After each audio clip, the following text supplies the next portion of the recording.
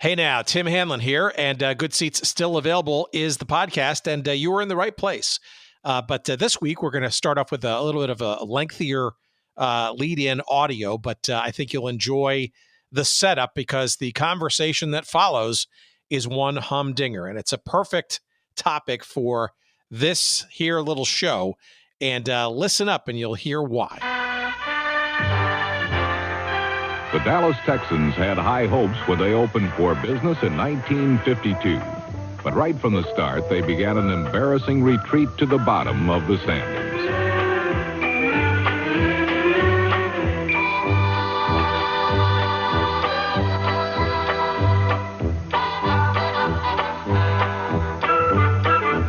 You went in there, you could beat them with anything. They just didn't have it. They had some good individuals now, but they didn't have enough, not enough to beat anybody. So you were very happy if you had them on your schedule. Los Angeles had Dallas on their schedule, and the Rams' Herb Rich, number 42, turned in the longest scoring play of the year with a 98-yard return of an intercepted pass.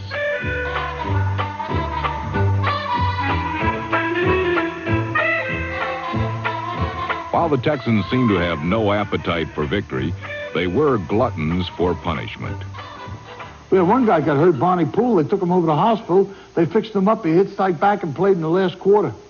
God's honest truth. They took him over to the hospital, set his broken finger, and he came back. The ambulance let him come back to the stadium, and Bonnie was in his uniform, so he got out on 33rd Street in front of the hospital. He hit strike. The guy picked him up, brought him back to the stadium, and he played in the fourth quarter.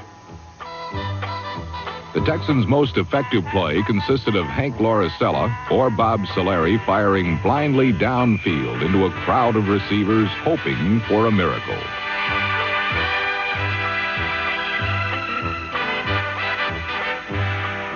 You know, Solari didn't want to get killed. Our offensive line wasn't that good, and they were pouring in on him, so they put the play in. He said, just run down, and he'd throw the ball up in the air, and if it come down the right hand, it's good. If it was intercepted, what the hell? It's just another play, you know. Although the Texans' offense was often exhilarating, its defense brought on that run-down feeling. And the Texans lost all of their first 9 games and all of their fans as well. They were so bad and the attendance was so poor that they had to play, I think, the last 3 or 4 ball games that were scheduled at home, they had to play them on the road. It didn't make any difference. We knew we weren't any good. We were playing out the string, and we felt sorry for the people, but there was nothing you could do. We didn't have the manpower to beat the teams we were playing. And the team folded during the middle of the year, and we got our checks. And Jimmy Phelan, who was our coach, he called practice and everything. He said, "All right, go down to the bank and cash your checks before they all start bouncing." So that's what we did. We went down to the bank and got our checks, and then we went on the road in Hershey, Pennsylvania, were our headquarters for the last 4 games of the season, and the league paid our salary. When we were in Hershey, we were running out the string. We didn't have any bed check. We knew we would try to get the season over. It was a disaster. We practiced maybe for about an hour, and the main thing the defensive did, we used to play volleyball with the football over the goalpost, the crossbars. That was a big thing, and the best thing of Hershey was the nightlife. Man, we stood Hershey on its ear. I'll never forget the Dallas Texans and then Hershey. A fight started in a bar. Horner and Chubby Griggs were going to go at it, and Buddy Young says, "I'll break this up." Old Chubby picked up Buddy and threw him right into the jukebox. Buddy said, "I better get the hell out of here before I really do get killed." So anyhow, Chubby got so drunk he fell down, and we couldn't pick him up. He was 330 pounds. So we went and got a sleigh, and we put him face down on a sleigh, and 8 of us carried him back to the hotel. And anyhow, we're walking by, we're singing the funeral march, and Chubby's on the sleigh, and all of a sudden a window from the hotel opens up, and there's Jimmy Phelan, our coach. He says, "All right, boys, feeding time at the zoo is over. Everybody get to bed." And we all went to bed. We were scheduled to play the Dallas Texans down in Dallas, and they ran out of money, and so they transferred the game to Akron, Ohio, in the Rubber Bowl. It was Thanksgiving Day, and we went out on the field to to warm up, we had more players on the field than we had fans. And we came back in after the warm-up, and we were in the locker room, and James Phelan used to smoke a cigar. And he would puff the cigar, and he'd talk on the side of his mouth, and he said, "Gentlemen, this has not been the best of seasons, but it is Thanksgiving Day. And you do have a lot to be thankful for. We were put out of Dallas, and we're now wards of the league. But all of those clubs who have won have never had the experience that you're going to have today." And everybody looked at him askingly, and he responded this way. He said, "The big responsibility that you have, the National Football League, and no other club has had this, that the crowd is so small. Rather than introduce you as a team, you all can go up in the stands and meet the crowd individually." A tiny crowd of 2,000 fans in Akron's Rubber Bowl were treated to an extraordinary upset as the hapless Texans defeated George Halas's Chicago Bears. Taliaferro takes a handoff, races to his right, and sends a pass deep in the end zone. Dick Wilkins leaps, and it's touchdown Texans, leaving the Bears on the short end of a humiliating 20-2 score. We went into the game with not the right attitude, and it was late in the fourth period, and George Halas was really mad. He said, "Getting beat by these bums, it's terrible." And somebody got behind a defensive back, and Coach Halas thought it was Don Kent, and he kicked Don Kent, and Kent kicked the coach back. And I just can't say in a public media like that the lacing that we took after the game from George Halas, but it was really disgraceful. The Bears were the only team the Texans beat. And when the season was mercifully over, the Texans were out of business, and the NFL was out of Texas. Welcome to Good Seats Still Available, a curious little podcast devoted to exploring what used to be in professional sports. Here's your host, Tim Hanlon. Well, all right. This is going to be interesting, don't you think? How are you, everybody? It's Tim Hanlon. It's Good Seats Still Available. As you know by now, hopefully, this is the curious little podcast that is devoted to what used to be in professional sports. That's our little jaunty want around here. And thank you for finding us. And if you're new to the proceedings, welcome. And if you're a return visitor, well, of course, thanks for coming back and telling your friends and so on and so on. We appreciate all of it, whether you're new, old, or somewhere in between. Let's see. I think we're going to be talking about something new and something old and in between because we're going to be revisiting in this conversation this week with our return guest. That's part one of our revisit with Dave Fleming, who, as you know, former ESPN writer extraordinaire, part of the now Meadowlands. There's the New Jersey in me coming out. Meadowlark Media and Pablo Torre and all kinds of stuff now, as we talked about in our previous episode with Dave. This was back maybe about in April or so. We talked about the Pottsville Maroons, you may remember, our episode 389. But as you know, Dave is a very enterprising journalist and has all kinds of projects going on, not just with Pablo and Meadowlark, but also all kinds of book projects. And his latest is coming out this week. And we had to get him back on the show, Toot Sweet, to talk about the topic, which, as you know by now, is, again, the 1952 debacle that was the Dallas Texans of the NFL. Now, you may remember our conversation with Mike Coburn about a year ago. That was our episode 360. And you'll know from that conversation as we go deeper in our pursuit this week of this just phenomenal topic and just ready-made for this show. It is not to be confused with the Dallas Texans of the AFL, which we've talked about in previous episodes, of course. That was Lamar Hunt's entry into his American Football League from 1960 to 1962. And as you know by now, you sports nerds out there, the Dallas Texans of the AFL, not related, were the predecessor and the progenitor of what is now known as the Kansas City Chiefs. This is not the Dallas Texans of the Arena Football League, say from 1990 to 1993 or so. So it's not that conversation either, nor is it the former U.S. Hockey League team known as the Dallas Texans. No. Nor, by the way, is this the Houston Texans, to be confused with the current version in the NFL, nor the WFL version, World Football League, back in the mid-'70s, which I think either became or was first. I think it became the Shreveport Steamer. Yes, that's where Larry King did calling of those games, if you probably know your history. No, I think the Houston Texans of the WFL wound up leaving to go to the beautiful city of Shreveport to become the Steamer in the wacky world of the WFL. I am digressing. We're back in the 1952 well-meaning NFL opportunity to bring professional football, the NFL style, to Dallas back in 1952. And if you remember from our conversation with Mike back last year, you know just what a tremendous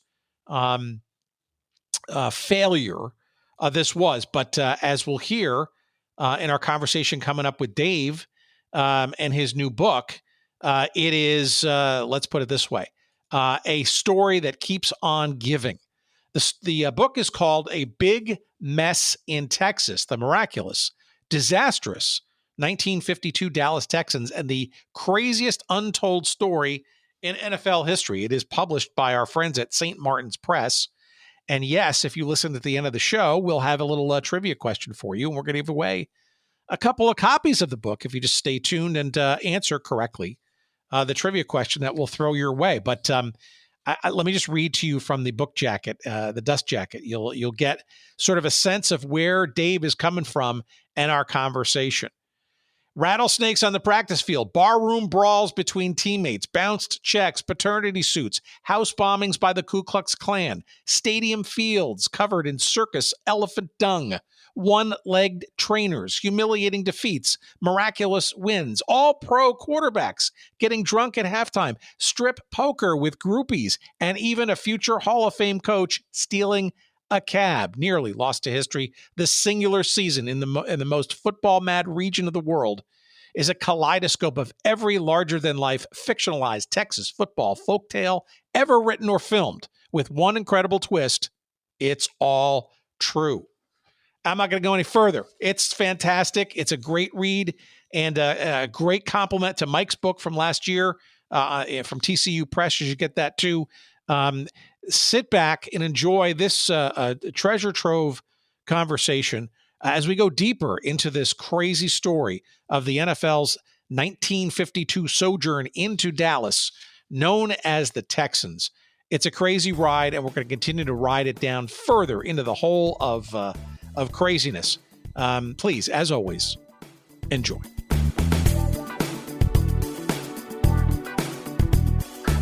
We welcome you back to our microphones. And I, for those who have been asleep for the last 6 months and missed our scintillating conversation about the Pottsville Maroons, maybe you can give us a little bit of background about your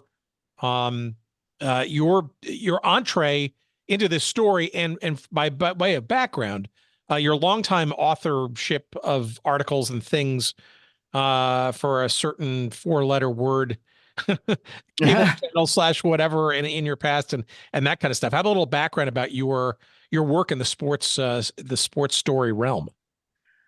Yeah, so for 30 years I was a writer at Sports Illustrated first, and then ESPN the magazine and ESPN, and ended my 30-year run in the magazine world a couple of years ago. And then that's really, also, by the way, when magazines ended too. So you left at just the right time. The entire magazine industry imploded.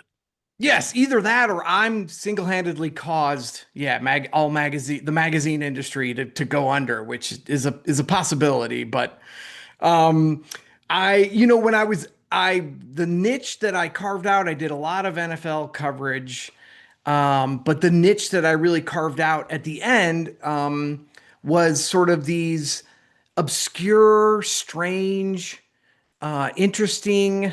We called them profoundly strange and strangely profound stories that are just tangentially related to sports, and that really became my calling card. And then I sort of transitioned into books of the same nature. So you can imagine when I came across a story like the 1952 Dallas Texans, I was giddy because these kinds of stories, these kinds of teams, these kinds of crazy epic tales, they do not come along that very often.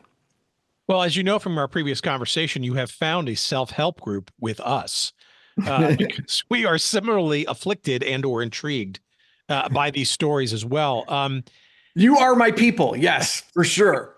I hope it's not person, but actually people. Yes. So we some weeks we wonder. This week we're doing okay, but you never know. The topic is the more esoteric. Sometimes the more out on a limb we go. But this is not esoteric, especially I think to football fans, especially those who grew up or currently live or both in Texas and in particular Dallas, because look, I think everybody knows that the Texas and football are uniquely entwined. And I think you kind of like Lyle Lovett says that that's right. You're not from Texas. You don't kind of understand it until you kind of sort of have lived it for a little while. What drew you to this story, and was it Dallas and Texas, and was it the NFL? What was it that kind of how did it hit your radar of uniqueness to pursue? I think I started out maybe even Googling something like worst seasons ever or worst franchises ever. Just sort of one of those days where you're just like, I'm just going to throw the net out wide and see what comes back. And up pops this story of, I think you really got at the heart of it. It's this incredible stranger than fiction story that no one knows about. But it's set in Texas of all places. And again, immediately it's like, it's this perfect storm of elements. And I personally, I think you and your audience share this. I love the pre-television era of the NFL was truly the Wild West of professional football. And I really feel like the NFL, today's NFL, they try really hard to get people to forget what an absolute mess the NFL was all the way up until the late 50s. And so I'm more than happy to kind of bring that crazy world back to life for people. And I just, how often do you find a team in the NFL that went bankrupt in Texas trying to sell football to Texans? It doesn't make sense. And it immediately made me go, oh, I got to learn more. I need to learn this whole story. Well, it doesn't make sense, right? And I especially, I guess, if you in the Dallas Metroplex area and Texas generally, but given the long history of certainly college football, certainly high school football, but strangely, as I'm sure was part of the story, was the relatively late adoption of the professional game in the state of Texas and Dallas in particular, right? I mean, part of the incredulousness of the story, right, is that 1952, right?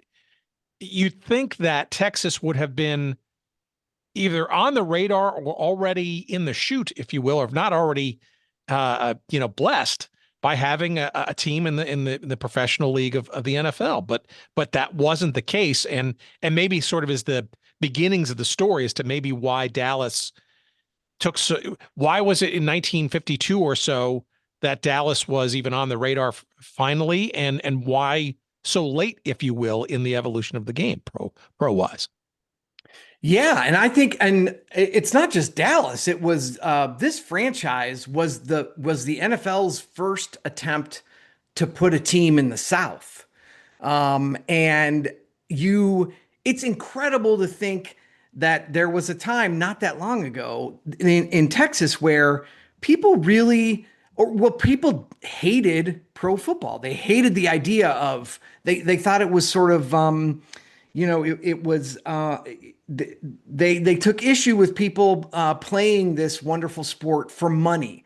They took issue with people who weren't from Texas representing Texas on a professional team. They didn't like the fact, Texas is clearly in the Bible Belt region. They didn't like the fact that the games were on Sundays. And the other thing was, the reason why this team originally thought that they would strike it rich with an NFL franchise in Dallas was because, high school football could draw 50,000 people to the Cotton Bowl, and SMU, even though they finished last in their conference that season, they drew 50,000 people to the Cotton Bowl. And so I understand the owners were like, well, this is just another form of football. If we draw half those crowds, we'll be a success. But they underestimated the fact that people loved high school and college football to the exclusion of all other forms of football, especially in Texas. Well, we've learned in the AFL when Lamar Hunt in the 1960s tried this endeavor as well with another franchise, interestingly named the Texans as well. No relation. That sort of dynamic was still not sort of figured out yet, because those two versions of the game were still much, much more popular than the potential of the pro game. But let me go back for a second, though, because you mentioned the first kind of franchise attempt in the South, quote unquote, right? Some people look at Texas as being in the South. Some don't. It's a big state because it's got a lot of things going for it, right, in terms of geography.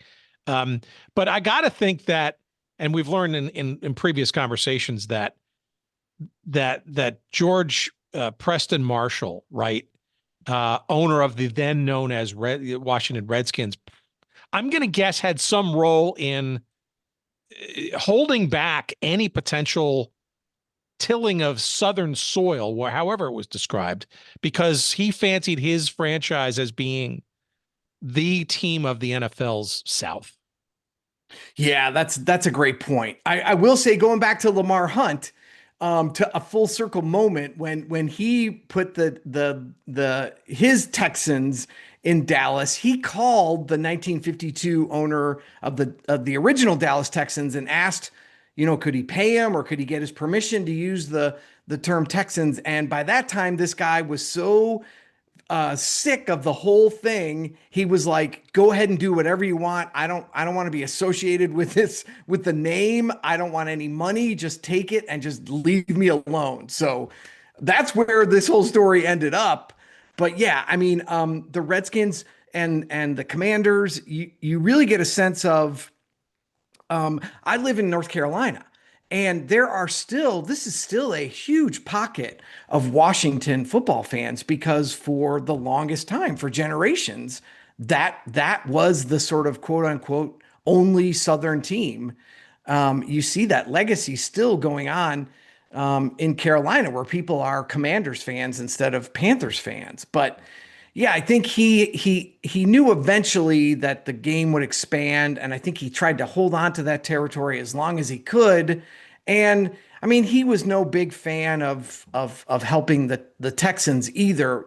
The more they struggled, the more he really seemed to relish the fact that they were going to go under. I think at one point the Dallas Texans, they pled to the league to help them with an infusion of cash. And it was George Preston Marshall who said, why don't you hillbillies just drill another oil well if you need money? So he is one of the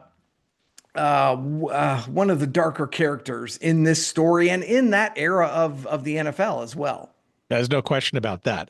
But that's an interesting double click into this story that I think is sort of it's on the periphery, but certainly helped nail into the coffin a bit into the story. But we are getting ahead of ourselves, because the fact that this team was even on the radar in 1951 actually goes back to New York City with the struggle of one of the franchises there, maybe a little bit of a setup there. And then I'd love to have you at least give a little bit of a song and dance on the way you start the book, because how how this becomes a possibility in Dallas is, I just love the story of the dad and the ne'er-do-well son. Oh, thanks. And I love that too, because I think it will shock people and it puts you right in that era of when a wealthy father wants more for his son than the NFL, and really that looked down upon the NFL so badly. A professional sport where I think it's something like 32 of the first 41 franchises went bankrupt. So yeah, the father was like, "Are you crazy? Nobody invests in the NFL. This is a terrible idea."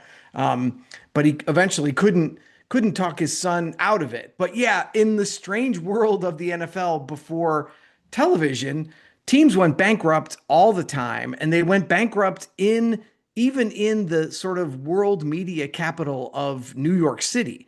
And that's how a franchise became available for Dallas to jump at. It was it's an incredible backstory, because the New York Yanks, I think, had been trying to make a go of it for 7 or 8 seasons, and they were owned by a woman named, well, it was Kate Smith, who was basically the Taylor Swift of her time. This is the Kate Smith that Philadelphia Flyers fans would remember later years, but maybe a little.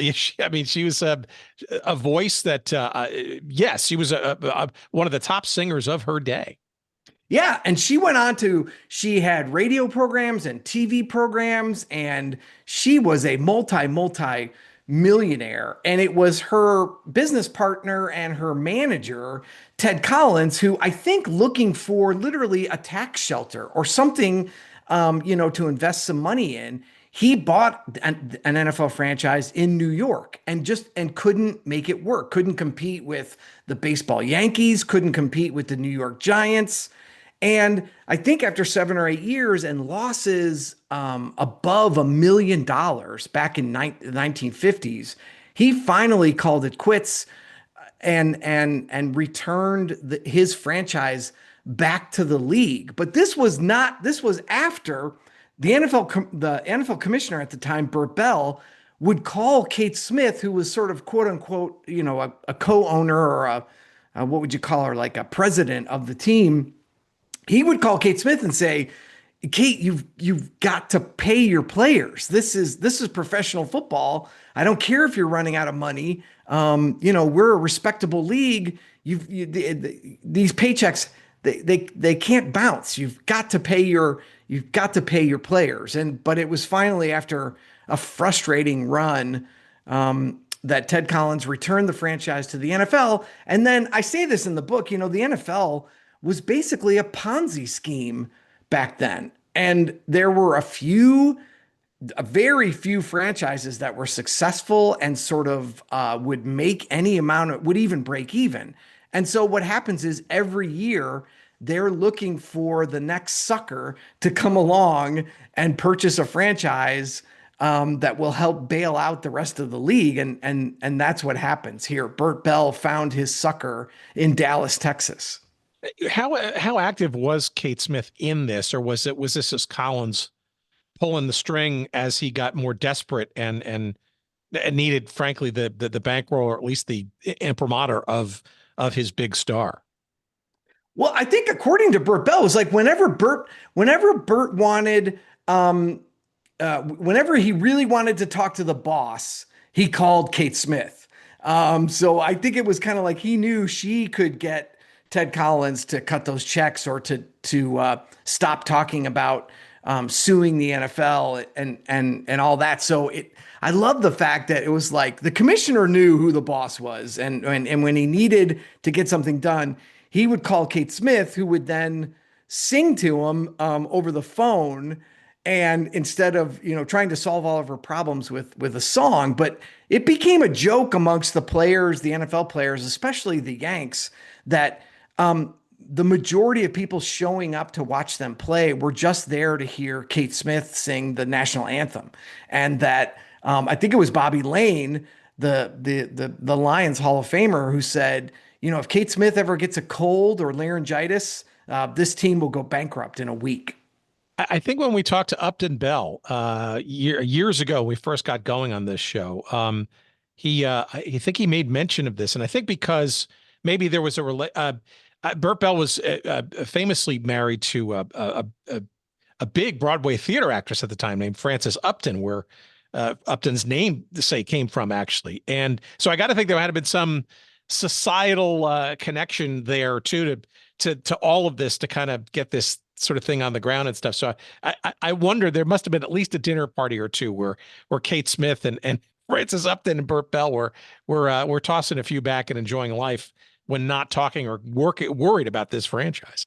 And Upton was so great, and his memory is incredible. And he remembers these scenes of his dad, putting in a full day at the NFL offices, which were in Philadelphia at the time, and then coming home and like changing into sweatpants or, change out of his suit and into his sort of relaxed clothes, but then spend the rest of the night on the phone, talking different owners and players out of different issues. And there's a great quote, I actually have it right in front of me, that Upton remembered his dad talking to Kate Smith during this whole thing. And this is Upton talking right now. It's like, just try to imagine this. This was like if Taylor Swift owned the Kansas City Chiefs, Upton said. And I remember every moment because, it was Kate Smith. She was America's songbird at the time. And here was my dad yelling at her over and over, Kate, yes, of course I love God Bless America, but you ain't going to help us right now. Kate, please stop singing. Listen to me. You've got to make your payroll. You've got to pay your players. God damn it, Kate. This is the NFL. Insane. Totally insane. And I, that's all. I encourage our listeners to go seek out that early episode with Upton Bell, because Burt Bell, I think, doesn't get nearly enough credit for helping this league mature to what later on folks like Pete Rozelle and afterwards, made into a mammoth juggernaut that we know it today. But clearly, as you're mentioning, this was not the case in the late 40s, and even for many more years thereafter. But the case in point, though, when did this come to a head where this franchise was quote unquote available and or saleable to the next sucker that could be found? When was that process begun in earnest from your research? I think word leaked during the 1951 season, and even before that, the Yanks were going to either go under or they were available to buy, and so there was enough of the sort of scuttlebutt going on that people in Dallas sort of formed a conglomerate of young businessmen who were ready when they got the word that Collins had returned the team to the NFL for pennies on the dollar. I think he got $100,000 after losing $1.5 million. So there had been rumors for over a year, and so that's what gave Dallas the time to put their group together. And when Collins finally, he had threatened lawsuits, he had threatened all these different things, and when he finally when the NFL called his bluff, he just returned the franchise, and that's when Burt Bell immediately went to Dallas and said, "You guys are up. Do you really want to own an NFL team?" So in essence, it was kind of not quite in receivership, but the league was it was on Bell's hands to kind of figure out a place for it so it didn't fully go under. Yeah, and so now you got Burt Bell he's on the clock now, right? Because he needs an even number of teams for scheduling purposes, and the draft has already taken place. And what's crazy is, the Yanks / Texans had one of the all-time great drafts in 1952. They drafted, I think, 3 or 4 future Hall of Famers. So all of a sudden their roster is pretty loaded. And I think Collins thought maybe because of that, he could get more money from another potential buyer, but nobody wanted to touch the Yanks back then. And so right after the draft is when Bert Bell turned to Giles Miller and said, "You're up. Do you want to own an NFL team?"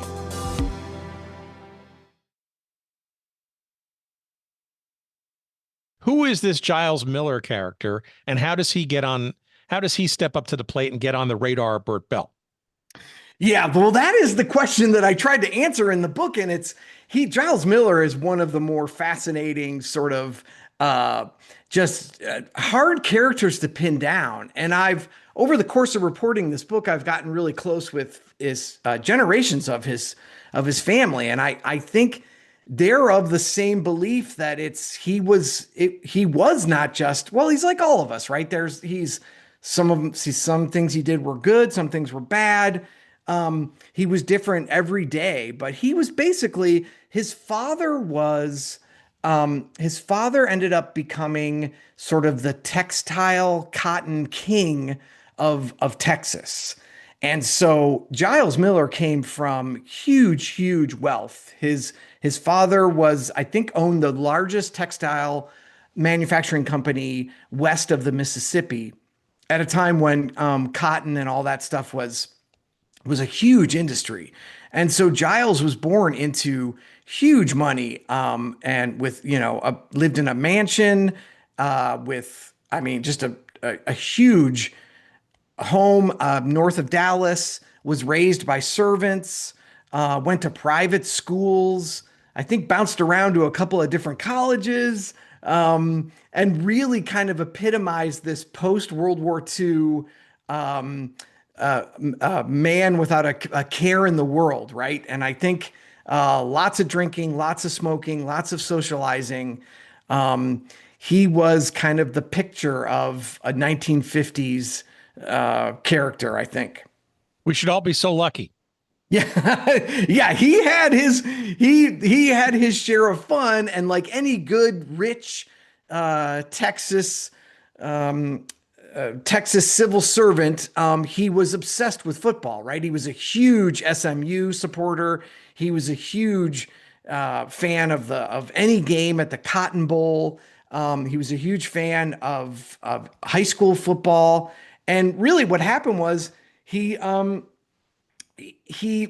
originally put a conglomeration together that was going to start a college bowl game in Dallas. They were going to call it, I think it was going to be the Texas Bowl, where it was going to be after the regular bowls, it was going to be all the best players in America versus a team made up of college athletes from Texas. And when that fell through, he still had the blueprint of like a group of investors that could jump at the NFL. And through a friend of his who was at the time a really well-known guy in radio, that's how we got word that the team was available. And they just switched all of their money and all their investment and all their focus from this college all-star game that they were going to put together to, hey, let's bring the NFL here. Why not? I don't want to give away too much in the book because there are a lot of great little twists and turns to this, but I do have to call out the beginning of this because I just love the way that you detailed how Giles brings this idea in front of his father, who it seems to me, based on what I could infer in their relationship, is that, let's put it that Giles's funds were not necessarily untethered and were still pretty much under the finger and the control of dad, thus maybe requiring his permission. Yeah, the book opens with this great scene where his dad, who is the president of Texas Textile Mills in Dallas, and they're headquartered in Dallas, he gets word through the grapevine of Dallas society that his son wants to invest part of his inheritance and the family fortune in the NFL. And so there's this great scene of Clarence Ransom Miller. Everybody called him C.R. Miller. He was really the patriarch of of this family, he is screaming and hollering for his son to get into his office because he needs to talk to him about this rumor he's hearing about the NFL. And when Giles finally admits that, yeah, Dad, I want to do this, C.R. Miller is like, have you gone completely crazy? Nobody invests in the NFL. This is insane. And Giles did not have a great track record with his dad's money. Apparently he had a preternatural gift for finding dry oil wells and had invested in numerous startup businesses that went bankrupt. So I think the NFL was like his 10th business idea that he had brung to his dad, and his dad called it the worst one he had ever come up with. But there is a cute sense of, I think CR loved his son's, his brashness and his sort of like, I can do anything. I could even bring an NFL team to Texas. There's this sort of like, he would yell at him, but at the same time, he was kind of proud of him for taking big risks and taking big swings. And I think ultimately Giles, who was so charming to a dangerous degree, was able to charm his dad into releasing the funds for this team. I want to put a quick asterisk in here. This is mostly a process question. You mentioned in the sources for this book, apparently one of the main sources for it was an actual diary that Giles Miller kept, which of course I didn't recognize until after I finished reading the book because it's in the back. But I thought that was fascinating, and I'm wondering, what was that material like? Was it, in your estimation and cross-referencing, was it accurate? Was it humble? Was it arrogant? Was it a bit of fantasy mixed in with fact? Was it more fantasy than fact? Like, how did you find the writing of that memoir or that account in terms of building the narrative correctly? It was critical, and I'll tell you a quick story. The first interview I did for this book, or even just for this idea, Giles Miller's, all the Millers, they were a very musical family. His father did side gigs for the Dallas Orchestra, and Giles Miller was the head of like a 14-piece swing band when he was in high school and college. So the Millers are very musical family. And Giles Miller's grandson is Rhett Miller, who is the lead singer and songwriter for the Old 97s, which is this long time acclaimed sort of like alt country band that I think they just put out their 13th or 14th album. They've been together since like 1990. And the first interview I did for the book was I went down to the Old 97s, and Rhett Miller were playing in Charlotte near where I live. And I went down there and talked my way backstage and had like it was supposed to just be a quick visit with Rhett Miller. And we ended up talking right up until the band was supposed to go out on stage. And one of the last things Rhett promised me was, he goes, there somewhere in our family is this incredible diary that he called him his grandpop. Grandpop had written after the fact.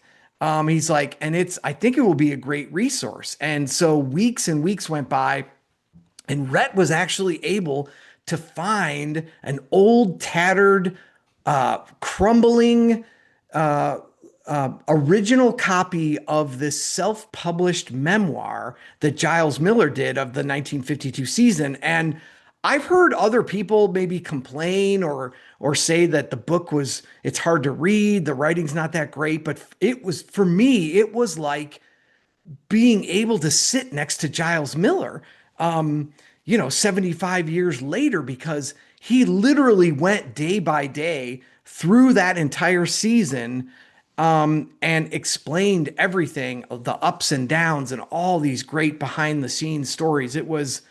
I've been doing this for a long time, and it was one of the best resources I had ever found. And you always take these things with a grain of salt, and you double check everything that you can to make sure he's being accurate. But what was interesting was, I think by the time he wrote this book, this memoir, self-published memoir, he was so beaten down by the experience that he wanted people to see how difficult it was behind the scenes. And so he was, I think, very humbled. I think the Giles Miller of 1952 would have written a very different book than the Giles Miller of 1972, which is when he wrote it. And it proved to be, it was very accurate, very consistent, and he did not hold back, which was the best part about all of it. No, I think that's what makes this book especially compelling, because you got like real. I mean, it's like you literally have. I mean, it's the virtual heartbeat of the story, right? I mean, it's actually him, and some of these scenes I don't think could be easily construed or reconstructed without sort of that first person knowledge and stuff. Frankly, he was probably in some interesting hornets nests, shall we say, over that time. So take us back to 52 and where his head was at. So dad's on board reluctantly or whatever. The money is essentially there. This is a team that was, in the off season from 1951 to 52 was, being shopped around, and I think it was late January of 52 when Giles and company essentially got hold of this franchise. Not a lot of time to kind of get, a pro franchise on the field to do all the things that are necessary, including the team, the coach, the players, fans, the stadium, and all that kind of stuff. Now, they did have a head start, right? Because they did actually have a semi-working franchise. So they had a bunch of things going in their favor, but not a whole lot in terms of a new market and a new sport and a new everything in Dallas. Yeah, it's great. There's a great scene where Giles Miller invests probably close to $500,000, right, in this team. And he's been waiting and waiting and waiting for all the supplies and everything that the New York Yanks had shipped down to Dallas that Giles would now be in possession of because he was an NFL owner. And there's this great scene of him opening up this semi truck, and it's basically empty. It's got some moldy uniforms and some filing cabinets and a couple of playbooks. And you can just picture Giles Miller standing in the middle of this truck and going, that's what $500,000 buys you in 1952 NFL terms. And he's standing outside. The truck pulls up to the Texans, quote unquote, headquarters, which was up until a few weeks prior had been a Mexican restaurant. And so people were still showing up on a daily basis, trying to get, dinner or lunch reservations at the Texans headquarters. It became a running joke with everybody on the team that they had diners still coming into their headquarters. And so you're absolutely right. They were behind. They were behind from the get-go, and they didn't know what they were doing under the best circumstances. And then on top of that, they were weeks and months behind on ticket sales, advertising, roster building, hiring a coach. It was a disaster really from the word go. Well, it's also not like they inherited a winning team either. I mean, they came off of a one-win season in New York prior, and I think they even won one season 2 years prior to that. So they were there wasn't much. Okay, so they were inheriting a squad. I'm guessing, did all the players come along from New York, and did the coaches? And the coach did. I know that, Jim Phelan. Yeah, and I think a majority of the players did re-sign or were obligated to go to Texas. And I think the situation had gotten so bad in New York, and the crowds were so small, and the team was so uncompetitive they jumped at the chance for a fresh start, and they they so they had a decent roster. And you really, when you look in retrospect, they had a lot of talent and a lot of future stars on that roster. It's sort of modern day folks who look at it kind of go, "Whoa, this team was on some levels. This team was absolutely loaded." But like you said, they immediately, they were months behind on ticket sales, especially, and were sort of immediately kind of. There's a great scene where they just don't understand that people in Texas, they love Texas football players, but the folks in Texas weren't that interested in supporting anybody who was from New York City. So, okay, let's talk about where were they playing? They were able to secure the Cotton Bowl relatively easily, right? I guess there really wasn't a whole lot of other, I guess, substantial choice in terms of places to be in Dallas. Yeah, there was Giles Miller, I think, had always had everybody was in, I mean, it was iconic. It still is. And everybody was sort of, that was the place. And Giles Miller was even sort of bragging to friends that he wasn't sure the Cotton Bowl, which I think sat more than 70,000 people back then. He wasn't sure it would even be big enough for his NFL team. So he secured that right away. But again, just another of a million different hurdles for him. But the Cotton Bowl, it was like anybody who had season tickets for college, or they got priority to those seats, even for the NFL. And so Giles didn't really have access to sell seats in the Cotton Bowl until late in the summer. It was just another sort of miscalculation by him. And you can see how these things are already piling up. And there was a great article about him and bringing the NFL to Texas. I'm pretty sure I think it was the Saturday Evening Post. And they told this great story about how Giles, after it got out that he paid $500,000 for the worst football team in NFL history, he started getting requests from all over the country for handouts because people thought, well, heck, if this guy has this much money that he would invest in the New York Yanks, who knows? Maybe he'll repair my roof or buy me a car or a pony. And Giles said that it was proof that the rest of America thought he was the biggest chump in the country. So tell me about these days then, because I guess I'm most curious. And again, we don't want to give away too much in the book because there's just those crazy little hijinks, as you can imagine, just with that scene set. But I'm really curious in particular about the on-field preparation, that is coaching and the players and that kind of stuff, and the marketing of this team to fans, the introduction of them, the team, the naming of the team, how sales are going, like what they're trying to do to drum up interest. So maybe those two areas in particular, just some general overview of the I don't know if it's craziness per se at this point, but it's certainly it's maybe not going according to maybe what the plan was, if there was a plan at all.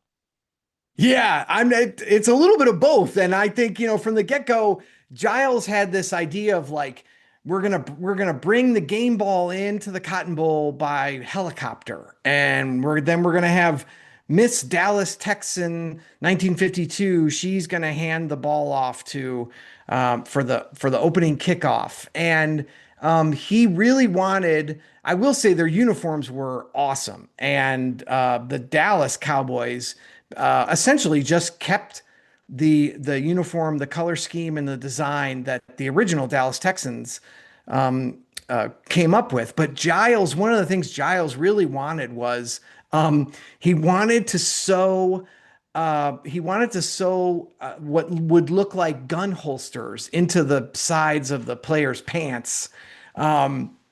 but they realized it was too complicated, and he wasn't able to do that. And at first, the idea was they were going to have the players, when they were out and about in Dallas, they were going to have to be required to wear full, like, Cowboys gear everywhere. 10-gallon hat and rhinestone belt buckles and boots and the whole getup, until basically they tried to pass this with the players, and the players said, absolutely not. We're not rodeo clowns. We're professional athletes. We're not going to do this. But the whole thing kind of follows that same tract of, like, just crazy ideas, and some of them came true and some of them didn't. But the team had they had some great guys on defense. They had a bit of talent on offense. But I would think the biggest challenge right away for Giles, which I think, to his credit, the New York Yanks had 3 black players on their roster. And remember, this is 1952 in Dallas, Texas, where the University of Texas didn't integrate its football roster for another 15 years. So right away, a big issue for the Dallas Texans is the fact that they've got these 3 black players. And Giles, to his credit, from the very beginning said, our team is going to be we're going to have the best players on our roster, regardless of race. And I think that the town silently really sort of recoiled from that from the very beginning. Wow. And I mean, that sounds straight out of the playbook of George Preston Marshall, but I digress. Yeah. So, okay, but given that, though, right, at least he has the workings of a team. You're mentioning he's got some players, players that ultimately went on to the NFL Hall of Fame, like Art Donovan, for example, right? Back in the day, a character in and of himself. Was Miller worried about the on-field performance more, or perhaps attracting a crowd and getting a sustained financial boost from both potential fans and or businesses in the community? Yeah, it's incredible. I wanted to start. Art Donovan, right? One of the most amazing characters and talents in NFL history. The fact that Art Donovan, the guy whose memoir was called Fatso, and the guy who became like a professional guest on David Letterman's show and was part of those iconic taste great, less filling Miller Lite commercials. The fact, it's almost too good to be true that Art Donovan, a young Art Donovan, ends up on the Dallas Texans. And again, he was a great resource too, because he was somebody who loved to spin yarns about how crazy the NFL was before television. And, this season fit that bill perfectly. But it was not just Art Donovan. It was Art Donovan and Gino Marchetti. Arguably, right, the greatest defensive line combo in history. I think Marchetti is easily one of the all-time greats of the last 100 years. And to imagine these two sort of meeting and getting to know each other in Dallas during this crazy season is, it's amazing. It's almost like it feels cinematic. But I think to answer your question, finally, sorry, is I think Giles, he really operated off of, when he ran the numbers, he was like, okay, my high school team can draw 50,000 people to the Cotton Bowl. Surely we can do half that, even if the team is terrible. And if we can draw half that, if we can draw 20 or 25,000 people to the Cotton Bowl, we can make this work. We'll break even and grow the team. And I think he never thought of a scenario where they would draw less than 20 or 25,000 fans. And so I think he wasn't that concerned with the quality of the football or the over the top marketing. I think he thought no matter what, they would get at least 25,000 people to the Cotton Bowl. But if you've seen pictures, and we've got some great pictures in the book, there you can see the Dallas Texans. You can see Gino Marchetti tracking down players, and in the background is the empty. It almost looks like they're playing on the moon, because the Cotton Bowl is just 100 yards in every direction, completely empty. Well, it's cavernous, right? I mean, Yeah. the Dallas Burn now, FC Dallas now playing in their own facility. I mean, learned this in the 1990s when the Major League Soccer started up. I mean, it was great to see, 10, 12,000 people, on a regular basis, but it is just literally cavernous. And I mean, I guess what I'm curious as to, like, what did he think that he would get 20,000 plus people just because it was quote unquote pro football in Dallas? Come on by. I mean, it had to be sold as more than that, right? Or was that it? No, I think he thought the uniqueness of it being the first pro team, and he thought the fact that the region was in love with football. And again, I think his other thing that he went off of was SMU, I think, finished last in the conference, and they were still getting 45, 50,000 fans. And I think Giles thought, no matter what we put on the field, we're going to get that many fans, just because people it's new, it's professional. There's civic pride, right? People aren't going to want to embarrass Dallas. And it ended up, it's like you said, it was just cavernous, and it was, 10,000 people on the Cotton Bowl. It looks depressing. And I think right away, the joke in Dallas was, if you're going to murder somebody, do it in the Cotton Bowl while the Texans are playing, because there will be no eyewitnesses.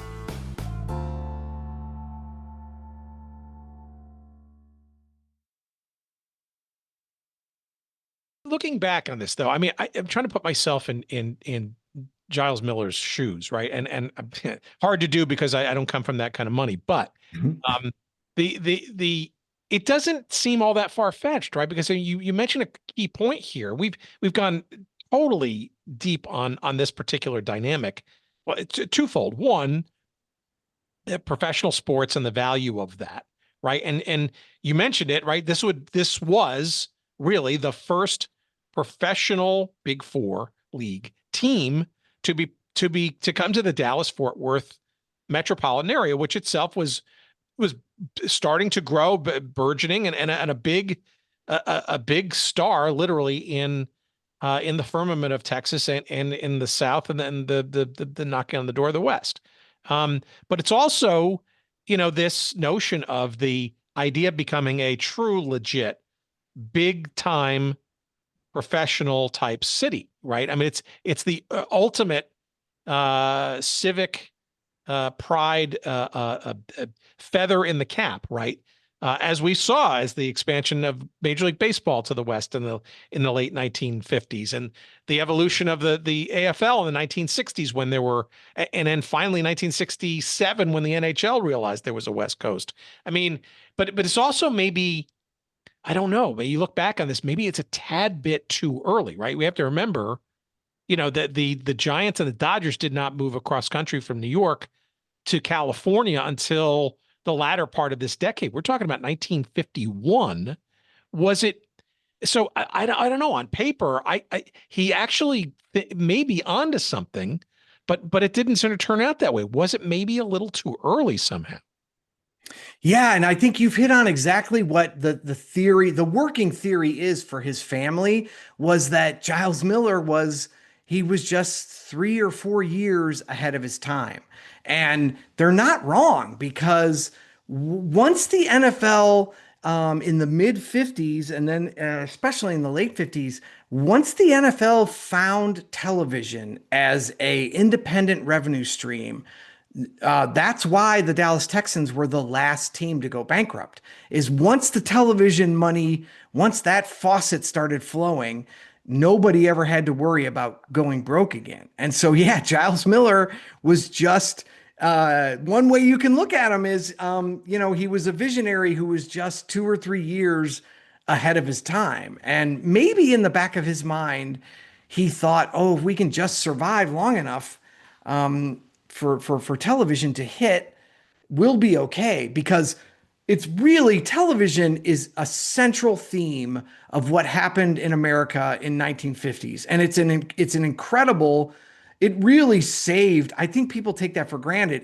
The revenue stream from television saved the NFL. The NFL from year to year was at risk of sort of just going under. 2 or 3 teams every season would go bankrupt. They just couldn't make it work until the television money. And at the start of the 1950s, I think it was something like 9% of American households had a television in their house.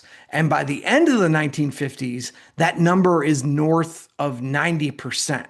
And so the fact that football grew as this sort of need for television entertainment grew exponentially, you can understand how the sport and the medium are so intertwined. It's just that the Texans they got there just a little bit too early. Right. I don't think there was the first NFL game wasn't really carried on national television on a regular basis until, I guess it was 1953, just a year after this story. Right. And even then it wasn't even one of the big ones. It was the Dumont network, which was, a fledgling and was, making a run. But it certainly wasn't what NBC was or CBS was during those times. So that's interesting in hindsight. Maybe you can quickly kind of take us through a little bit of some of the, the specific wheels coming off. I mean, it was pretty quick that they, look, they went 0-9 to start, right? They were not all that competitive. Their first game, drew not even 20,000 fans. When were the problems just evident and/or unable to be turned around? I mean, was it literally that first game, or because what happens in the middle of the season is just easily incredibly hard to believe. Exactly. I think what they saw right from the beginning was the effect that the integrated roster had on football fans who were in Dallas, Dallas was, for a long time, Dallas was the epicenter of the Ku Klux Klan. And Dallas had very strict Jim Crow laws. And you get a sense that right away, Giles Miller made all these grand plans, and I think his heart was in the right place. He wanted to try and desegregate the Cotton Bowl a little bit, so that the black community in Dallas really wanted to support the team because their two best players, Buddy Young and George Taliaferro, their two best players by far were black, and there was this really, for a little while, this is going to happen. The NFL is going to help integrate Dallas. And what you see right away is sort of this backlash. The Cotton Bowl said, absolutely not. We're not giving an inch. The Cotton Bowl remains segregated. And so the black fans who really wanted to support the Texans, after being treated so poorly, they turned away. And when they turned away, then the Cotton Bowl was empty. Ticket sales are basically your main source of revenue. And I think there's a lot of evidence to suggest that the rest of the town was not ready to support a team with two black players on the roster. See, I really didn't give that part. That seems so. That's probably maybe the sort of the deeper story about this is that, the inherent, issues around racial tensions and relations and the Deep South and all that sort of heritage and stuff. I don't think that's that part of the story really kind of seems so obvious, because I think people kind of just look at this as a whimsical, comical, mistake in the big D kind of thing. And isn't this humorous and all, but to understand that was a if not the defining threat, is certainly a major one in the prevention of people coming out to support this football team. I mean, that says a lot about maybe Dallas and the metropolitan area of truly maybe not being ready to be a major league city with those overtones or undertones. Oh yeah, 100%. And I think one of the reasons why Giles Miller became sort of persona non grata in Dallas was that this team exposed that on a national level. It was sort of like it was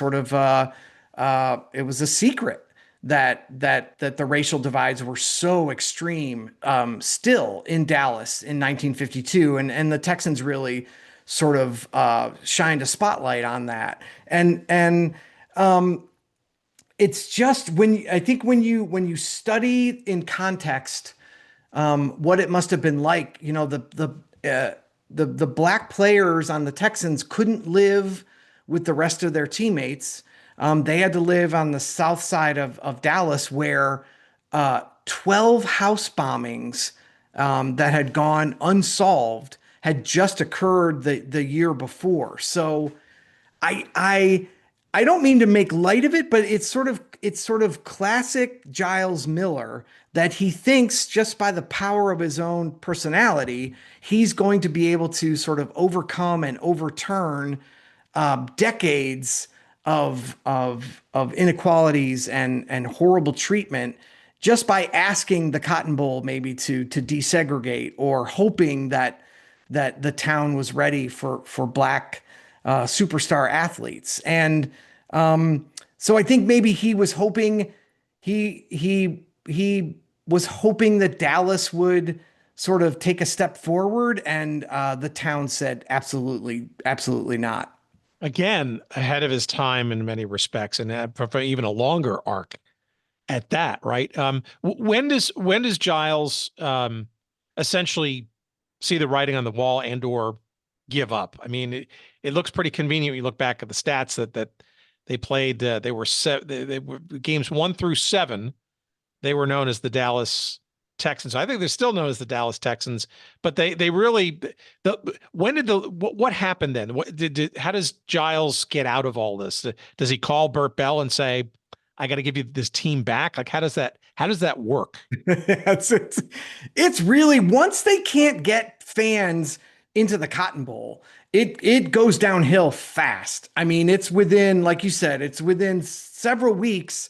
I think when Giles knew was when they had a game in the Cotton Bowl during the State Fair of Texas, which is huge, and they couldn't get people for free to leave the State Fair, which was across the street, and come see the Dallas Texans. And in the next day's newspaper, the results of the chili cooking contest at the State Fair ran above the game story for the NFL franchise in Dallas, Texas. It's one of those things where you see it on the page and you just can't believe that there was a time when people cared more about chili than football in Dallas. And I think he knew right then that they either needed to get bailed out by local businessmen or the NFL. They took a road trip to California, and I think by the time they came back to Dallas, Giles knew that it was over. And he even writes in his in this diary or memoir of his that things were so bad on the flight back to Dallas, financially, injury-wise, performance-wise, that Giles imagined, and he even wrote this in his memoir, that in keeping with how bad this season is going, it wouldn't surprise me if our plane went down somewhere between California and Texas. And so, yeah, he lands back in Dallas, and the NFL basically laughs in his face and is like, well, none of us have money. We're all barely scraping by as well. So we can't help you out. And then when Giles turned to a group of local leaders in Dallas and asked them basically for chump change, for like $250,000 to keep the team alive, They said no. And there is strong belief, Dallas historians and lots of other folks that that these businessmen were just like, we just can't support an integrated roster. And once that happened, that sort of double whammy, Giles basically called Bert Bell and was like, I have to return the team to you. I can't make payroll. And at that point, at one of their practices, James Phelan hands out game checks and says, "Now, boys, I'm not telling you should do this, but if I were you, I would run straight to the bank and cash these checks." And so there's this great scene of the players literally in their, in their spikes and in their football practice uniforms, running through downtown Dallas to get to the Mercantile Bank to cash their paychecks before they bounce. Crazy. Totally crazy. So, okay, what does Bert Bell do then? And is he even in a position to receive the team again? I mean, obviously they have to do something. And what transpires in the weeks after that is even more crazy, but I guess he just doesn't know what else to do. Yeah, he's kind of like, I think Giles says, I'm broke. I don't have any more money. I've spent all my money on this team. And, in 50 days, we've gone bankrupt. And so Bert Bell, who had, remember, the NFL offices were in Philadelphia, where Bert's from, and he has a relationship with Hershey, PA, where the Eagles and other teams used to, the Eagles especially would had their training camp in Hershey, PA for the longest time. And other teams would play exhibition games in Hershey, PA for years and years during this era. And so Bert says, okay, the NFL is going to take possession of this team and we're moving them to Hershey, Pennsylvania for the remainder of the season, where they'll be a road team, and we will strip them of the Dallas part of their name, and we'll just refer to them as the Texans for the rest of the season, because they had maybe 4 or 5 more games left to play.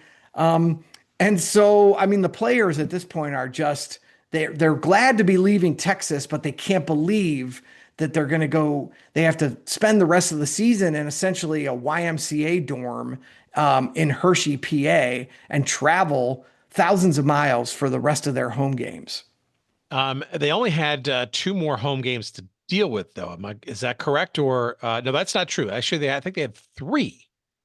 3, and one of them was supposed to be. And that's how close they came, right? I really think Giles thought, if we can just make it to, they had a Thanksgiving Day game scheduled against the Bears. I'm pretty sure the Bears. Yes. And and then after that, they had another home game scheduled for the Cotton Bowl against the Detroit Lions, who were, they went on to win the championship that year, but their 2 stars were Bobby Lane and Doak Walker, who were, superstars in Texas. They were both born and raised and went to college in Texas. And I think Giles it was down to days. If he could just make it to those 2 paydays, they could have saved the franchise. But no, Bert Bell made them play those games on the road, starting with, the humiliations they just unravel after this, because the team has to play Bert Bell. The Bears can't play in Chicago because they have a deal with the Cardinals that they won't host home games at the same time. So Bert Bell sets them up to play the Texans, the Bears against the Texans, on Thanksgiving in Akron, Ohio. Hello, Rubber Bowl. Exactly. And on top of that, Bert Bell made them, they were the warm-up, or they weren't the warm-up act, but they had to share billing with a high school football game. So there was going to be a high school football game, and then at the conclusion of that, the Bears were going to play the Texans on Thanksgiving in the Rubber Bowl. I mean, there can't be a greater rock bottom for the NFL than that afternoon. But interestingly, that was, and I'm really curious from a research perspective, if you were able to find some of this stuff out. There were only, by my recollection, there were only 2 games. The Texans actually appeared on 2 Dumont games that season, both of which were against the Bears. One was, I think, in October against the Bears in Chicago. And then the other one was this Thanksgiving game in Akron, which literally flies. Um, were you able to find any of that footage or know anybody who was able to, does it even exist anymore? Do we know? Yeah, no, NFL Films they were really helpful. And you can, they have archives they've got highlight reels, they've got game film.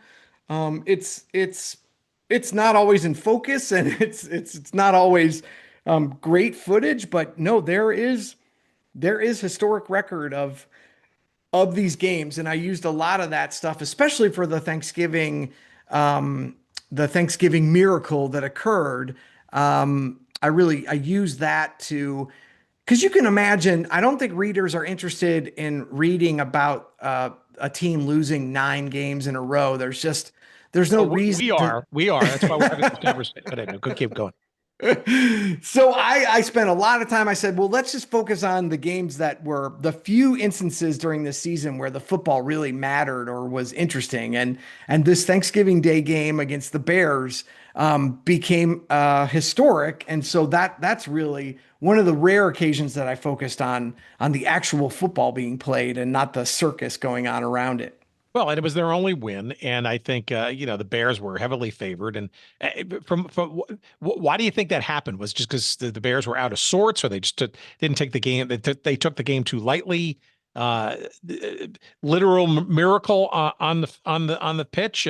What do you think it was that allowed them to just shock the world, so to speak, for those who were paying attention? I think it's a combination of all those things. Hallis comes out of the locker room and he sees the Texans. Okay, so I think something like 28,000 people show up for the high school game. And then when the high school game ends, 26,000 of them left to go home to have Thanksgiving. And so the crowd was so small, the Texans decided that they would go into the stands before the game and thank those fans personally, who had remained in the cold to watch them play the Bears. And so Hallis comes out of the locker room and he sees this going on and he's just shaking his head going, this is just the lowest of the low. And he decides, I'm not even going to waste my starters on this game. All my starters are going to get the day off. And I honestly think he meant it as a gesture of goodwill to his own players and to the Texans, who he's like, we're not going to embarrass you on television on Thanksgiving. But the Texans took it the opposite way. They took it as sort of the last and final insult that the NFL had sort of burdened them with this season. And what happens is the Bears backups are out of sync and they start the game. They're terrible to start the game. And on the other side, the Texans, for once, are actually fired up and angry and have something to play for. And again, it's kind of like, it's very cinematic, but before anybody knows it, the Texans are up on the Bears by a couple of touchdowns before Hallis finally relents and puts his starters back in the game. Too late. Yeah. He waited too long, and his players, his own players were saying, we're losing this game. We'll be out of the running for sure. And I think Hallis just was so stubborn, so notoriously stubborn. He refused to listen to anybody. Until it was too late. And the Bears storm back, and go ahead. And then the Texans, with time winding down, and sort of the rubber bowl freezing and darkness sort of overcoming the playing field, the Texans stage one of the all-time great game-winning drives to beat the Bears in a game that all the newspapers in Chicago said was the greatest upset in the history of the NFL. Yeah, and you think they would have given them a little bit of spark to kind of get over the hump for their last 2 games against the Eagles and the Lions, both of which would become road games. I mean, the Eagles game was originally scheduled to be at Shibe Park, but the Lions game was their second time to go to Briggs Stadium, and they drew maybe 12,000 for that game, truly not meaning anything to the Lions at that point as they were getting ready to kind of get into the playoffs. But all right, let's cul-de-sac this. And again, don't go away too much, although we probably already have, because we want people to get the book. But let's close up a couple of loose ends here. I mean, I know this is not an easy thing to sort of clean up here, but you mentioned before how television kind of rescued the league pretty much a few years later, of course, too late for this story. But I'm really curious as to how this, the official story and the real story, or the space in between them, around what happens to the Texans officially, and this thing called the Baltimore Colts, which came about around this time, and according to many, the Colts really being the recipient of most of the Texans franchise, but the league doesn't see it that way. Yeah. And first of all, I'll say we are not in danger of ruining book sales, because I have to tell you that we have barely scratched the surface of the insane, crazy circumstances and details and color and partying, and it just jumps off the page. So I'm not worried at all about turning readers away. This is truly stranger than fiction. The way the movie, hopefully someday. Exactly. And yeah, and I think there are a couple of reasons why this team has been forgotten. Number one, right? No league really wants to broadcast the fact that a team in Texas went bankrupt, or they're quote unquote the last team to fail. So, and I think there's been a lot of sort of nostalgic whitewashing of the racial element of this story, that I think people just don't want to dive into or don't want to bother with. And it's too bad, because this team really, they were sort of historic and brave and pioneering in a way. And I think especially the players and Giles Miller deserve to be honored for doing that. But I think the third element of that is this crazy. So they go to Hershey, Pennsylvania, and they basically just drink their way through the rest of the season. I mean, it's just a nonstop party in Hershey, PA, that would put anything the Jimmy Johnson Cowboys did to complete shame.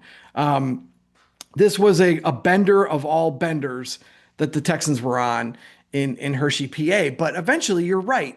Eventually, this team, this terrible misfit, bankrupt team, eventually becomes the squeaky clean Johnny Unitas, NFL saving Baltimore Colts. And I think you're dead right there. That's exactly why the NFL doesn't want people to know this full story, because the Johnny Unitas Baltimore Colts are sort of like the shining, perfect example of the NFL sort of coming of age and becoming our national pastime. And I think the NFL is worried that if people knew the real backstory, that would take some of the luster off of the Baltimore Colts.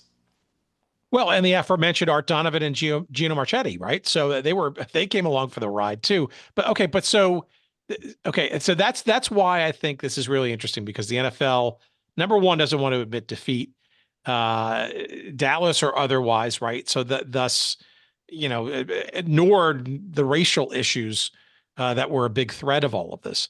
But where does the history of this team then live? Because, I mean, the real story is that the bulk of this franchise, including players and a lot of the infrastructure and stuff, literally did go to the Colts. Now, it's true that the Colts were a quote unquote expansion franchise that the NFL stood up literally a couple of weeks after this miraculous Thanksgiving game. But the shell of that really received all of these assets, if you will, of the Texans. But unlike other quote unquote relocations in pro football and pro sports history, there's a break there. Nobody officially wants to say that the Baltimore Colts, if you will, got their start way back as the Boston Yanks before this even Dallas Texans thing happened, right? Yeah, no, that's a good that you I mean it's the Baltimore Colts were born out of the dregs of the NFL, and it's a reminder of you could say that they were born from the Yanks, they were born from the Texans, they were born from this string of failures. And I think the NFL wants everyone to focus on, what Art Donovan and Gino Marchetti did in the 1958 championship game. That really sort of turned the NFL into what it is today. It was sort of the beginning of the modern NFL. And I think, and rightfully, if it's a business and it's a product, you want people to focus on that, and not on the fact that, Art Donovan once drank so much and took so many drugs on a Texans road trip that he threw up all over the team charter plane as it was landing in Dallas. No, you want to think about Johnny Unitas and his squeaky clean buzz cut and the All-American Colts. Okay, so two quick questions to round up, then I'm gonna let you promote, I promise. Uh, um, does the NFL want this story out? I mean, you're going to get a bunch of attention with this book, and rightly so. Um, you mentioned the NFL films and that kind of stuff. Um, I can't imagine they're excited about this story getting more spotlight. I'm not sure. I mean, I guess I'm trying to be optimistic, but I feel like, and in talking to the families of Buddy Young and George Taliaferro, the NFL should in some way recognize these pioneering players and what they had to live through in Dallas in 1952. I mean, gosh, if the NFL can't honor that, or find some way to sort of like appropriately remember those players at least, then there's something really wrong with the NFL, and I hope there isn't. And then the other thing is, I don't understand the NFL's reluctance. If I were the NFL, I would be. This era of the game is so amazing. It's just the Wild West. It is the post-war NFL before television. The offenses opened up and the characters opened up and the players were just amazing characters, and there's so much color and so much history. And it's like, if I were the NFL, I would be selling that all day long. I just think it's fascinating. But they seem to want to sort of, they seem to want to close the door on everything before 1958. Okay, then this sets up the last question then. And I think you're eminently qualified to answer this because of the topic at hand and all the research that you did around it. Where, in your estimation, should this team's history physically and or psychically live? Should it be Dallas? Is it in Indianapolis? Is it, where would or should be the commemorative plaque and or memorabilia and or, I don't know, let's think in today's make more money kind of world, the t-shirts and all that kind of stuff that could be sold as merch. Where, or is that just a ridiculous question? I don't think. Oh, no, it's great. And I'm with you, right? I think if the other thing is the one thing that was great about this team, their uniforms were awesome. They were sort of that dark navy blue, white, and silver, and their helmets were navy blue with this like white Spartan plume down the middle, and they had this patch on their shoulder that was the state of Texas with the word Texans through the middle. And I think I want to see success. To me would be the Dallas Cowboys wearing Dallas Texans throwback uniforms on a Monday night game next season. That's where I think we're at. And the announcers reminding people of Art Donovan and Giles Miller and Buddy Young and George Taliaferro and all the crazy stories. I think the NFL should lean into this incredible, screwed up, hilarious season. I think that's the right answer. I really do. I mean, because we've seen it in Minnesota in hockey, right? When the North Stars left to come to Dallas, the Minnesota Wild essentially, I mean, the true diaspora of that team went to Dallas, but there's also a tributary that went up to become what then became the San Jose Sharks. And then Minnesota Wild pops up, and then essentially they absorbed that history. And why not? Because that's where the franchise lived years prior to that. And people had memories of it. And those are frankly the fans and the generational fans that you want to attract anew to the new team in town. So I know this is a different story. It's the NFL, the Dallas Cowboys, they're the biggest of the big, but I'm with you. I think that's an absolutely more than appropriate approach. And, you can make it an annual thing or an occasional thing. I mean, it's a clear opportunity for a third alternate jersey that could be purchased, for the low price of, for the fans out there and fanatics or whatever. There's so many things that can do the story right while making some extra coin on the side if you need to, that also rights the wrongs or corrects the oversight of history. Yeah, and I love your NHL reference because that you're totally correct. I live in North Carolina, and instead of like shutting the door on their heritage as the Hartford Whalers, the Carolina Hurricanes have embraced it. And now you go to a game and you have fans wearing old Hartford Whalers and Gordie Howe jerseys, and I think it's sort of people want to know what the history and heritage is of their favorite teams and their favorite sports, and when you deny them that, it feels like a cover up. And I think on top of that, on top of the Cowboys wearing Dallas Texans throwback jerseys or even a sticker on their helmet, maybe, it's disgraceful that Buddy Young and George Taliaferro aren't in the NFL Hall of Fame, the Pro Football Hall of Fame.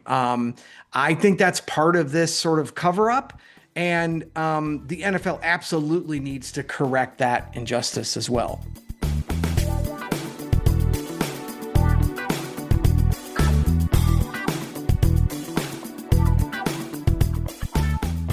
All right. Thank you to Dave for coming back so quickly, and for good reason. The book is a must get. It's a great read. It's a head scratcher, and it's a fun for all ages, shall we say. It's called A Big Mess in Texas: The Miraculous, Disastrous 1952 Dallas Texans, and the Craziest Untold Story in NFL history. It is available as of October the 14th. So if it's before that date, as you listen to this, pre-order it, why don't you, at our friends at Amazon. You can get the Kindle version, the audiobook version, or the hardcover. And you can find that link that will give us a couple of shekels of referral of either in the show description by however means you're ingesting the proceedings, your podcast feeder or YouTube or whatever. But of course, you can also go to our website at goodseatsstillavailable.com to search up this episode numbered 415. Yeah, that's what I'm trying to say, with me and Dave, and the links are there as well. So either way, we appreciate it. That's helpful to us for our keeping our lights on and stuff. We appreciate that tremendously. Let's see, you can follow Dave in various places. The locus for all things Dave Fleming is flemfile.com. That's FLEM as in Mary, flemfile.com. You can follow him also at flemfile on Instagram, on the X thing, as well as on Facebook, flemfile. One word. You can also, if you'd like, try out our contest this week, as I promised earlier. A little trivia question for you to win yourself a copy of this here little book. I've got a copy of it in my hot little hands, and I've got 3 others to give away to the first 3 that correctly answer this trivia question. And if you were listening carefully, you should be able to answer it. And here we go. It is this. We discussed the torturous history of this Dallas Texans franchise.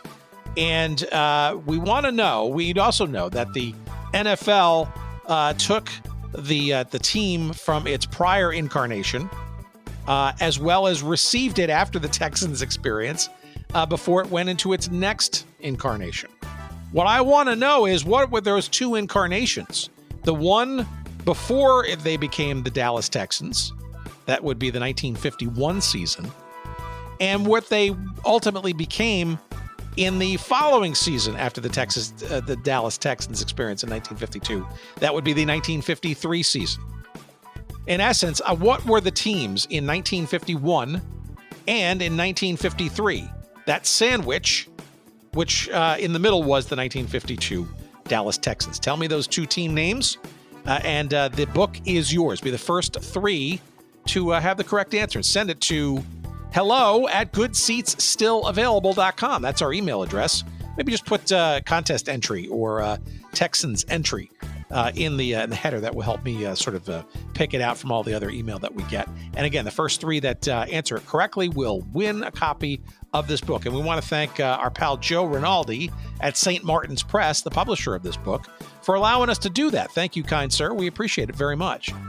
We also want to encourage you to follow us on the socials. We are on the X thing at Good Seats Still. You'll find us on Blue Sky at goodseatsstillavailable.com. And you will find us just about everywhere else at Good Seats Still Available, including, of course, YouTube, where we also stream these episodes for you as well. But, of course, the best way to follow our shenanigans is to make sure that you're subscribed to us on your podcast feed. And tell your friends, why don't you? And a couple of 5-star ratings once in a while when you have the opportunity to do that. We'd appreciate that as well. Our thanks, of course, to the inimitable Jerry Payne for his audio excellence once again this week. Thank you, kind sir. Appreciate it as always. And we're going to take you out with, I think, an appropriate song. We discussed, I think you probably also heard, we talked about Giles Miller, one of the key, if not the key, personality in this story. Well, his grandson, his name is Rhett Miller, and you may know him as the lead singer of the Old 97s. Great band. And here's one of their most prominent songs, mostly, I think, resurrected from a couple of episodes of Fubar on Netflix. It's Dance With Me, and we'll let you dance your way out of this episode. See you next week. Underneath the foreign stars in a foreign place where they don't love you, I do tan in the pale moonlight. Your eyes are wide and the band plays Everybody Wants You.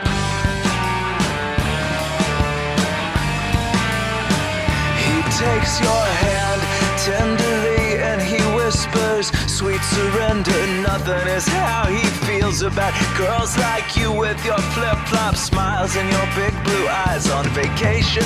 Dance with me into the ocean, roll with me into the sea. Don't tell me the world is in trouble.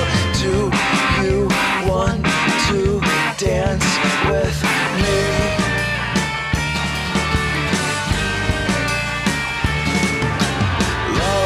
Changes hands as the big waves crash and the dream don't die, but I do.